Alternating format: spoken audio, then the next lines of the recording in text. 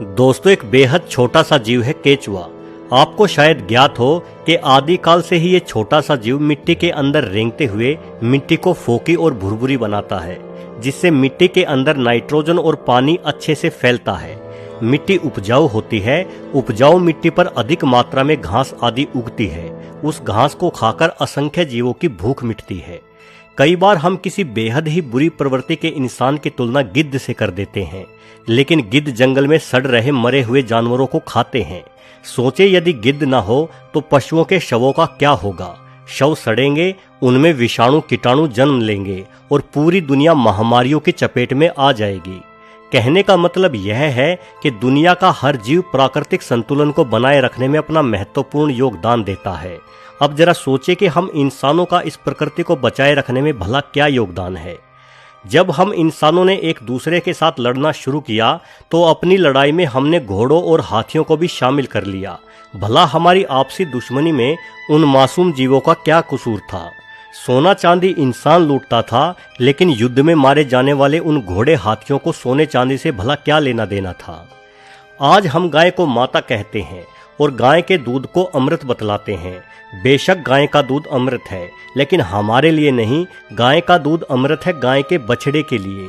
आप गाय को माता कह सकते हैं, लेकिन क्या गाय भी आपको अपना बेटा मान सकती है, जबकि आप उसे खूंटे से बांध कर रखते हैं और जो दूध उसके बेटे यानी बछड़े के लिए था उसे खुद पी जाते हैं। हमने खेती करना सीखा और अपने साथ बैलों को भी इस कार्य में शामिल कर लिया, लेकिन बैल तो पहले भी घास फूस खाकर अपना पेट भर ही रहा था। उसे क्या लेना देना आपकी खेती और आपके व्यापार से। ऊपर से जब वो बैल बूढ़ा हो जाता, हल खींचने के लायक नहीं रहता, तो हम उसे कसाई के सुपुर्द कर दिया करते थे। हमने आवागमन के साधन के रूप में तांगों का प्रयोग शुरू किया। अब किसी को दिल्ली से लखनऊ जाना होता तो तांगे में जुड़ा घोड़ा उस तांगे को घसीट कर ले जाता, लेकिन दिल्ली के उस घोड़े को भला लखनऊ से क्या लेना देना। उसे तो ये भी नहीं पता होता कि उसे किस दिशा में जाना है। बस जिस दिशा में घोड़े की लगाम खींचकर उसके पीठ पर चाबुक बरसा दिए जाते, उसी दिशा में घोड़ा दौड़ लगा देता। वैसे वर्तमान में विज्ञान के दम पर हमने इंजन बना लिए हैं, जिस वजह से हमारे चाबुक को अपनी पीठ पर झेलने वाले जानवरों की दर में कमी आई है। लेकिन हमने ईंधनों के रूप में कोयले या डीजल आदि का प्रयोग शुरू किया और पूरे वातावरण को दूषित करना शुरू कर दिया। पहले हम कुछ जीवों को परेशान करते थे, अब हमने सभी जीवों का सांस लेना दूभर कर दिया। हमने अपने रहने की जगह को फैलाने के मकसद से जंगलों को उजाड़ना शुरू किया, जिससे करोड़ों जीवों का घर छीन गया। हमने उन नदियों को जहरीला बना दिया जिनसे ये मासूम जीव अपनी प्यास बुझाते थे। हमने मोबाइल टावरों द्वारा रेडिएशन फैलाया।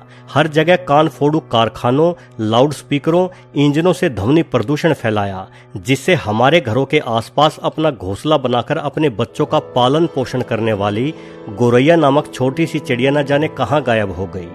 इन तमाम तर्कों से क्या पता चलता है? पता ये चलता है दोस्तों कि हम इंसान घुन की तरह इस प्रकृति को खा रहे हैं। देखा जाए तो प्रकृति की नज़र में हम इंसान एक वायरस के समान हैं, जो लगातार पृथ्वी को बीमार कर रहे हैं। जिस तरह से बुखार आने पर हमारे शरीर का तापमान बढ़ जाता है, उसी तरह से पिछले 100 सालों के दौरान हम इंसानों द्वारा किए गए प्रदूषण के कारण ग्लोबल वार्मिंग के प्रभाव के चलते पृथ्वी का तापमान 2 से 3 डिग्री सेल्सियस बढ़ चुका है। यानी हम इंसान रूपी वायरसों की वजह से आज हमारी पृथ्वी को बुखार आ गया है। और यदि हम इंसान वायरस हैं तो जिसे हम कोरोना वायरस कहते हैं वो क्या हुआ? अगर हम इंसान वायरस हैं तो कोरोना हुआ प्रकृति का एंटीवायरस, जिसने हम इंसानों पर हमला बोल दिया है। कहते हैं कि कोरोना वायरस जानवरों से हम इंसानों को मिला है, किंतु मुझे तो कोई जानवर इससे प्रभावित होता नहीं दिखाई दिया।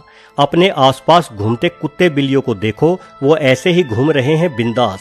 ना ही उनकी संख्या में कोई कमी आई है। घरों में तो हम इंसान दुबके हुए हैं। घूमने फिरने की पाबंदी तो इंसानों पर लगी है। दोस्तों, दुनिया के हर जीव की संख्या या तो नियंत्रण में है या फिर कम हो रही है।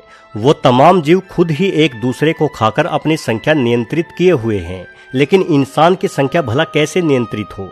भले ही हम इंसान बाकी सभी जीवों पर राज करते हों, उन्हें अपने तरीके से इस्तेमाल में लाते हों, लेकिन हम भूल जाते हैं कि प्रकृति हमेशा अपना संतुलन बनाए रखती है। और शायद प्रकृति ने हम इंसानों को वायरस मानकर अपना एंटीवायरस स्कैन शुरू कर दिया है। इसलिए बेहतर होगा कि प्रकृति के एंटीवायरस से आप छुप कर रहें। हम सबके घरों में दुबकने के कारण ही प्रकृति में कई आश्चर्यजनक सुधार होने शुरू हो गए हैं। अभी कुछ ही दिन बीते हैं लॉकडाउन हुए, लेकिन दुनिया भर में प्रदूषण और ग्रीन हाउस गैसों के प्रभाव में जबरदस्त कमी देखने को मिली है।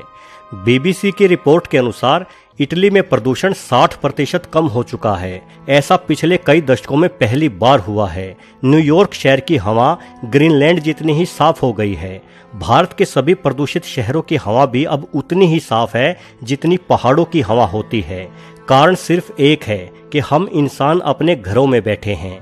आप रात को आसमान की तरफ देखना, आप महसूस करेंगे कि तारे पहले की तुलना में ज्यादा चमकदार और संख्या में अधिक दिखाई पड़ रहे हैं। दिन के समय आप अपनी छत पर खड़े होकर देखोगे तो पाओगे कि अब आप पहले की तुलना में ज्यादा दूर तक देख पा रहे हैं। इन सब का कारण प्रदूषण कम होना ही है। और आने वाले दिनों में हवा और भी ज्यादा साफ होगी, आपको तारे और भी ज्यादा बेहतर दिखाई देंगे। तब तक शायद खुद को साफ पाकर प्रकृति अपने एंटीवायरस प्रोग्राम को भी विराम दे दे। दोस्तों, कोरोना कहां से फैला, क्यों फैला और कब फैला, इन सब सवालों को आप अपने दिमाग से निकाल दें। आप सिर्फ ये मानकर चले कि ये प्रकृति का ही एक तरीका है, एक इलाज है उन जख्मों को भरने का जो जख्म प्रकृति को इंसानों ने दिए हैं। इसलिए आप लॉकडाउन का पालन करें, अनावश्यक घर से बाहर ना निकले और जहां है वहीं रहें। कुछ दिन ठहर जाओ, ये कोरोना खुद ही समाप्त हो जाएगा। इतिहास में अनेकों बार घातक महामारियां फैली हैं, कोरोना से भी बहुत बड़ी महामारियां।